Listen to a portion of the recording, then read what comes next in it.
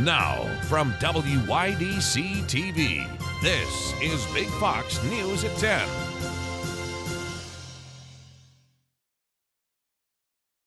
Thanks for joining us tonight. I'm Anna Manuel. It is Teacher Appreciation Week, and our Maggie Hall visited a local elementary school to find out what students think about their teacher and to talk to teachers to find out what this job means to them. It's Teacher Appreciation Week, so let's hear from some students about why they appreciate their teacher. I appreciate my teacher because she gives us reading rewards, and also she's really fun. Because she teach well, she's nice. I appreciate her because she always keeps her classroom calm and never raises her voice and helps others who feel like they're left out or feeling not so good feelings. And I, of course, took some time to talk with the teachers themselves. Well, I think we're one of the hardest working professions. Even though we may not always bring physical paperwork home with us, there's always mentally something that you're thinking about. I think it's really important to recognize that teachers are we're always on to some degree. I love teaching because I love children and I love to see them grow, not only academically, but socially and emotionally, just to see their leaps and bounds throughout the school year.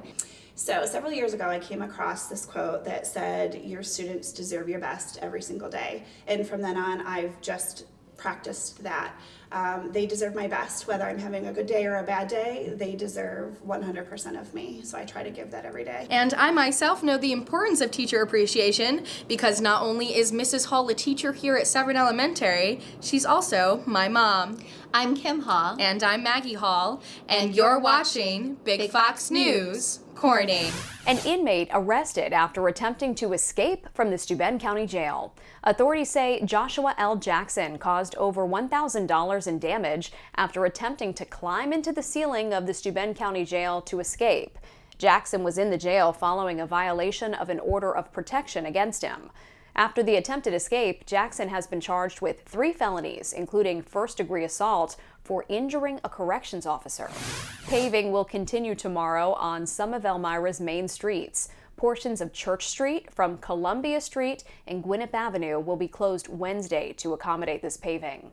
Alternate routes will be available and flaggers will be posted to wave cars through while the eastbound lane is paved. Residents in homes on the even side of Church Street are being asked to move their cars by tomorrow. The verdict is in for the civil rape trial against former President Donald Trump. The jury finding the former president liable for sexual abuse and defamation. A verdict he tells Fox News he is planning to appeal. Brian Yennis has more from New York. A New York jury unanimously deciding on Tuesday former President Donald Trump is liable for sexual battery and defamation. This is a civil case, the jury awarding E. Jean Carroll $5 million, saying it is more likely than not Trump committed some type of sexual battery against Carroll in 1996 and then maliciously smeared her reputation after. The jury did not agree Trump raped her. He's ready to move forward. He wants to fight this on appeal. Carroll testified Trump raped her 27 years ago in a luxury department store dressing room during a chance encounter. Trump suggested he would testify in his defense, but he never followed through.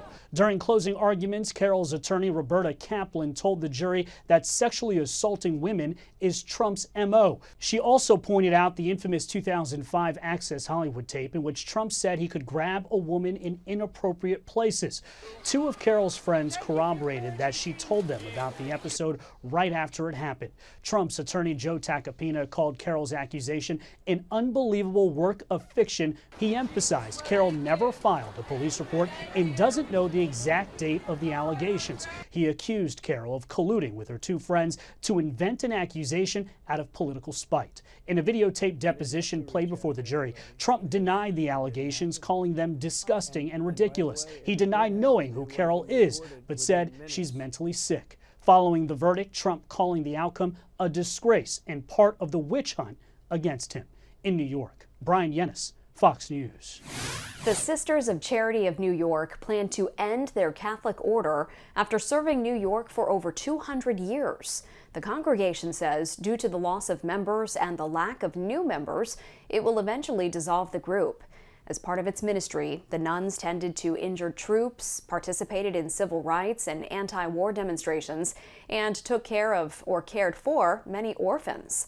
Charity President Sister Donna Dodge said the missionary group is on a path to completion. Sister Elizabeth Ann Seton, a native New Yorker, founded the Sisters of Charity of St. Joseph in Maryland in 1809. The New York congregation was founded over 3 decades later. Seton is the first person born in the United States to be canonized a saint. Saturday Night Live alumni joined the lineup of entertainers supporting striking WGA members. Seth Meyers, Tina Fey, and Fred Armisen carried signs on the picket line Tuesday outside Silver Cup Studios in Queens, New York. That's where American Horror Story continues to film. Productions have been halted at many other TV and film studios as the strike enters its 2nd week. Many actors have been voicing support for writers striking over staffing levels, pay, and the use of AI, among other issues. Late-night TV programs, including Late Night with Seth Meyers, Jimmy Kimmel Live, and The Tonight Show starring Jimmy Fallon, are airing reruns. This is the first strike for movie and TV writers in 15 years. It involves more than 11,000 union writers. Spending time with nature may reduce the need for some prescription medication. Scientists in Finland surveyed about 6,000 people about how many times they visit green spaces. The green spaces include forests, parks, and gardens. Well, the scientists used prescription medication as a way to measure poor health. They found that the number of times a participant visited a green space had a positive influence on their health. According to the study, people who visited a nature area 3 to 4 times weekly saw a 33% decrease in using mental health medication and a 36% decrease in using blood pressure pills. Sports betting has proven to be a profitable business. Data shows that Americans have bet billions since sports betting became legal. The American Gaming Association says Americans have bet more than $220 billion on sports with legal gambling outlets in 5 years. That is up from $125 billion at the 4-year mark. Sunday marked the 5th anniversary since the U.S. Supreme Court legalized sports betting for all the states. Industry analysts predict sports betting will grow stronger, expanding with deals with stadiums, leagues, and teams. Still ahead, your complete forecast. Plus, a new robot is hoping to make farmers' lives easier and prevent some of our favorite food products from going bad. I'm Jackie Ibanez. That's all straight ahead. Here's your local stock market update from Big Fox.